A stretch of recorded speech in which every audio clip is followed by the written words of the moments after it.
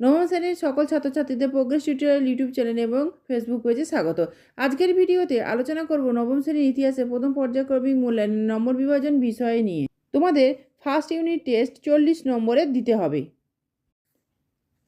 ছকটি দেখো, তোমাদের দুটি অধ্যায় নিয়ে এই পরীক্ষা হবে। তোমাদের ইতিহাসের প্রথম দুটি অধ্যায় থেকে 1 নম্বরে 5টি করে মোট 10টি এমসিকিউ প্রশ্নের উত্তর দিতে হবে, পূর্ণমান 10। পরে দেখো ভিএসএ অর্থাৎ অতি সংক্ষিপ্ত প্রশ্ন, প্রথম দুটি অধ্যায় থেকে 1 নম্বরের করে 3টি করে মোট 6টি উত্তর দিতে হবে, পূর্ণমান 6। পরেরটি দেখো 2 নম্বরের প্রশ্ন। এক্ষেত্রে 2 নম্বরের প্রশ্ন প্রথম অধ্যায় থেকে 2টি করতে হবে এবং দ্বিতীয় অধ্যায় থেকে 3টি করতে হবে। মোট 5টি প্রশ্ন থাকবে, তার মধ্যে 4টির উত্তর দিতে হবে, তার পূর্ণমান 8। এরপরেরটি দেখো 4 নম্বরের প্রশ্ন। 2টি অধ্যায় থেকে 3টি প্রশ্ন আসবে, তার মধ্যে 2টির উত্তর দিতে হবে, পূর্ণমান 8। শেষটি দেখো 8 নম্বরের প্রশ্ন। এখানে 2টি অধ্যায় থেকে একটি করে মোট 2টি প্রশ্ন থাকবে, উত্তর দিতে হবে 1টি, পূর্ণমান 8।